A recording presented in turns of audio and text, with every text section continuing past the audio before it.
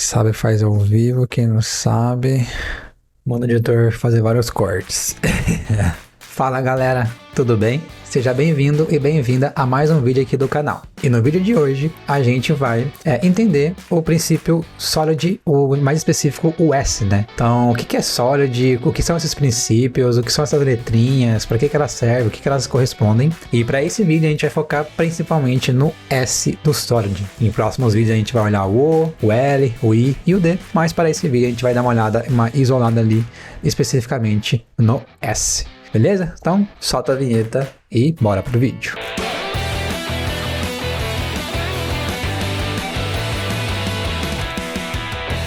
Aqui na minha máquina, eu vou começar jogando para cá. Então, o que a gente vai fazer aqui? Vamos abrir aqui o... Deixa eu jogar para cá, que eu vou criar um novo board no Whimsical. Então, vai que tem coisas confidenciais. Então, deixa para cá.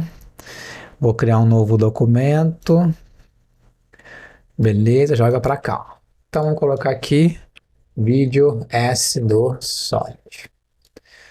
Legal. O que é esse Solid, né? Então, S, O, L, I e D.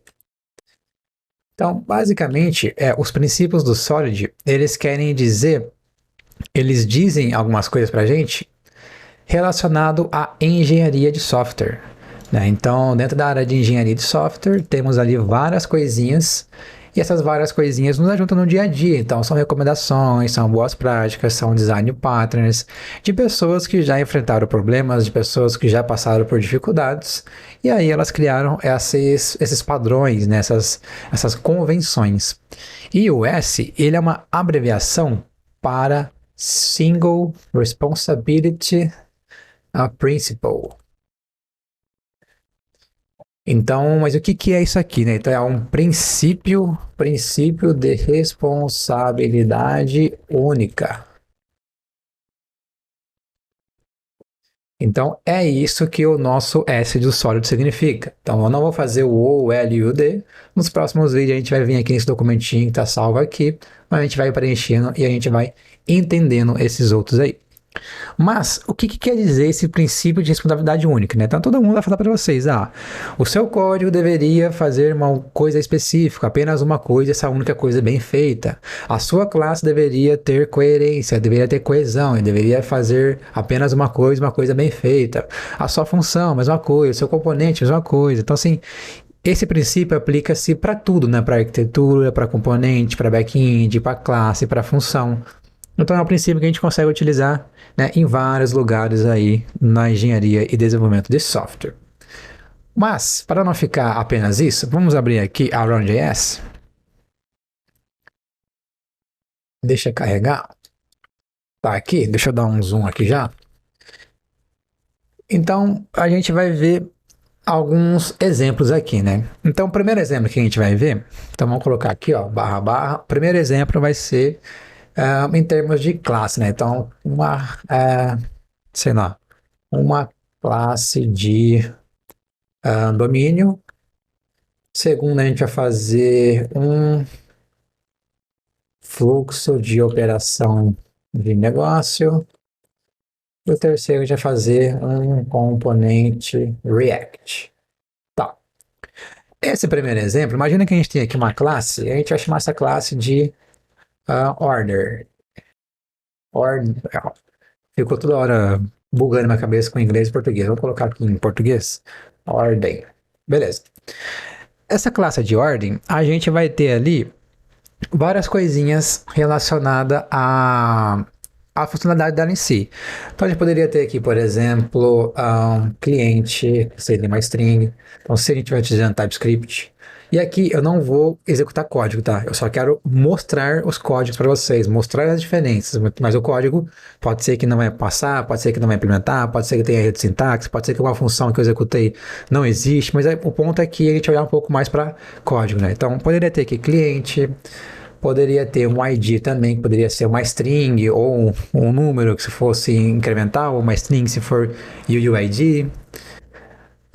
Poderia ter várias outras coisas, mas o importante é que uma ordem também poderia ter itens, né?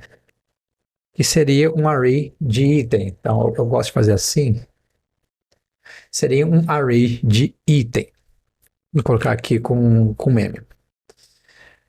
Legal. Então, qual que é o ponto aqui? Agora, imagine que dentro da nossa ordem, a gente ia ter a seguinte função. Então, calcular valor total de um item. Aí aqui a gente recebeu o ID do item. E a gente poderia fazer o seguinte, então dis.itens.find.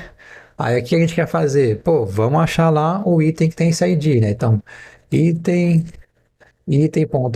igual ID do item. Então, isso aqui vai retornar um item para a gente. Então, const item. Deixa eu dar um enter aqui. Legal. Aí a gente vem retornar, por exemplo, return item ponto quantidade vezes item ponto valor.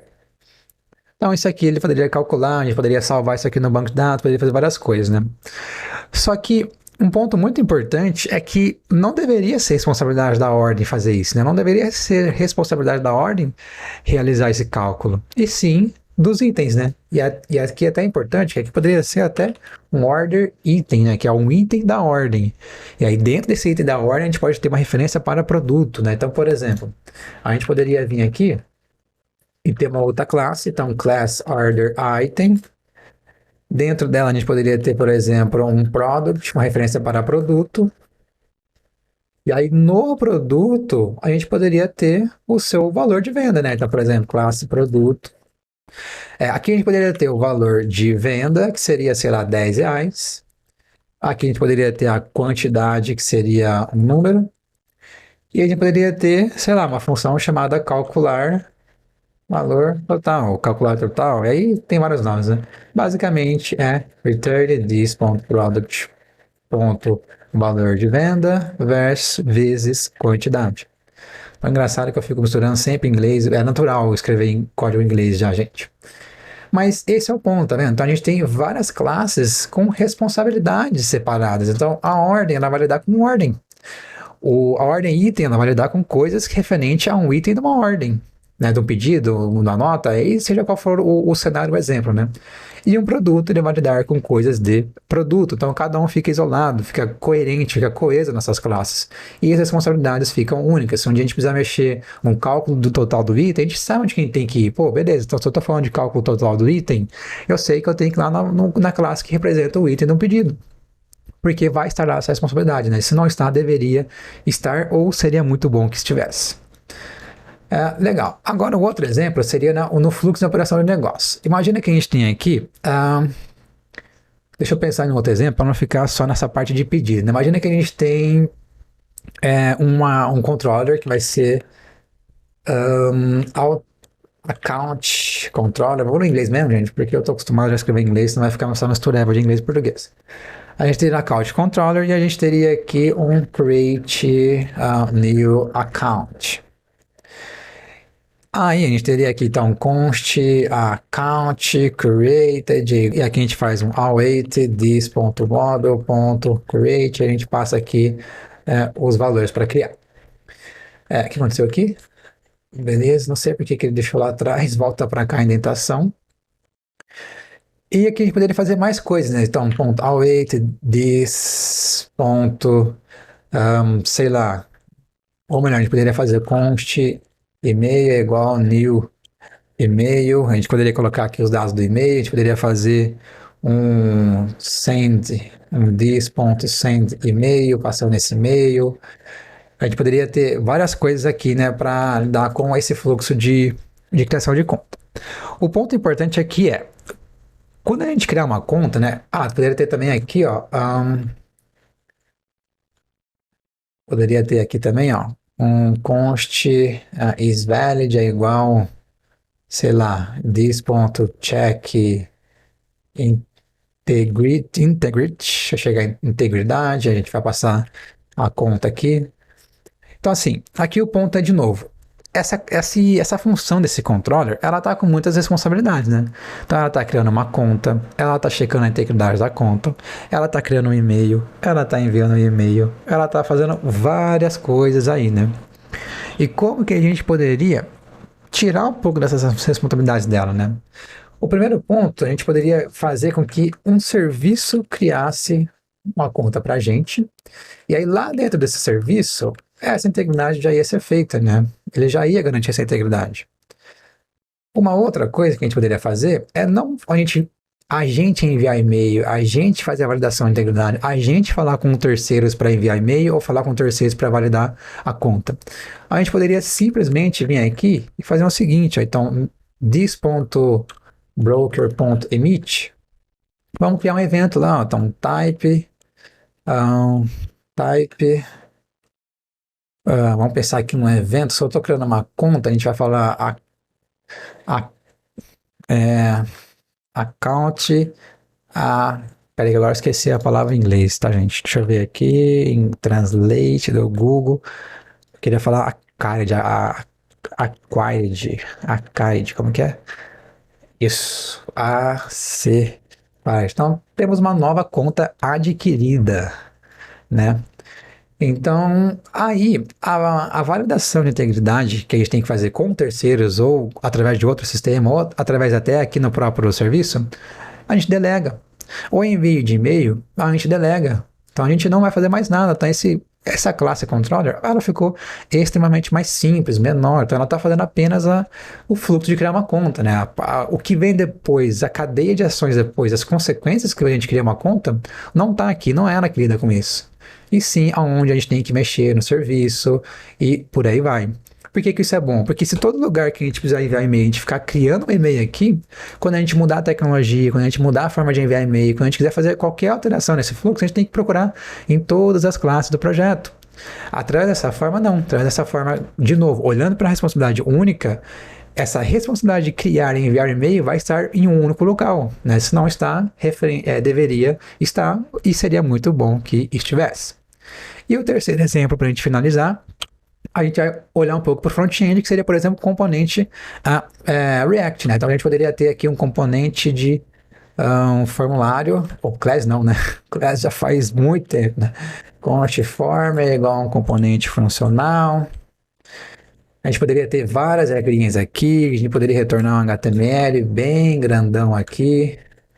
Então, por exemplo, imagina que a gente vai ter lá um form, imagina que a gente vai ter input. Então, assim, a gente poderia ter várias coisas aqui nesse componente de formulário. A gente também poderia ter um componente de página, né? Então, sei lá, sign-in page, né? Vamos pegar aquele exemplo que a gente acabou de fazer. Então, a gente poderia ter várias funções e aqui a gente poderia ter várias situações, né? Então, pô, vamos ter um form aqui, vamos ter um input aqui, vamos ter outro input aqui, vamos ter um button, vamos ter um link para caso a pessoa não tenha conta, ela criar uma conta. Vamos ter um link para a pessoa, caso ela esqueceu a senha, ela resetar a senha. Então, assim, a gente poderia ter tudo isso aqui e a gente poderia criar todos esses componentes aqui dentro também, né? Então, a gente poderia... Tem várias formas como a gente poderia fazer isso. O formulário também, a gente poderia ter o estado do formulário aqui, poderia ter várias regras de formulário, então, regras de validação, a gente poderia ter os estados do formulário, poderia ter várias coisas aqui. Mas o ponto é que esse componente aqui e esse componente aqui, eles estão com muita responsabilidade. A gente deveria separar um pouco mais essas responsabilidades. Então, por exemplo, as regras de validações, o estado do formulário, se a pessoa entrou em um campo, se ela não entrou, se ela alterou um campo, se não alterou, se está válido, se não está válido. Tudo isso a gente poderia delegar aqui para um componente form. O componente form, por sua vez, poderia ter outros componentes filhos. Ele poderia ter um form field ou apenas um field. Né? Aí depende de como for o nome, a nomenclatura. Mas por quê? Porque o form ele vai se preocupar com o form, ele não vai se preocupar com o field. Se eu quero tratar um campo, eu vou lá no campo field e eu vou falar com esse campo. E a mesma coisa para cá, né? Então a gente não precisaria ter isso aqui, que a gente poderia passar os campos aqui para o formulário. Então fields, A gente poderia passar um arrayzinho aqui, né? Esse botão a gente não criaria aqui, teria um botão. Esse link teria um link também. Então, assim, a gente começa a separar um pouco as responsabilidades, né? E um outro ponto é que esse componente, ele poderia fazer requisições, ele poderia lidar com muitas outras coisas, né? Só que a gente poderia utilizar hooks para isso, né? A gente poderia ter, por exemplo, um const, sei lá, deixa eu pensar aqui, sign in, poderia ser um use HTTP que vai fazer a requisição para o sign-in. Então, a gente está abstraindo essa regra, não está aqui, né? Ou poderia até mesmo ser um Redux, para a gente fazer um dispatch, né? Então, const dispatch é igual use dispatch. E aí, quando a pessoa submeter, a gente faz o dispatch pedindo para a ação do login acontecer. Então, a gente começa a separar essas responsabilidades em vários pedacinhos, em vários componentes, em várias camadas da nossa aplicação. Então, esses aqui são os exemplos do S, do Solid. E para esse vídeo é isso. Espero que você tenha gostado. Então a gente deu uma olhadinha no S do Solid, entendemos o que é essa sigla, o que ela representa, e a gente viu ali exemplos não reais, não em caso de uso, mas exemplos possíveis de acontecer. Então a gente viu 3 exemplos ali, um olhando para a parte de domínio, um olhando para a parte de um fluxo de negócio e o outro olhando para a parte de uma aplicação front-end. Espero que você tenha gostado. A gente tem um encontro marcado na próxima sexta e tchau!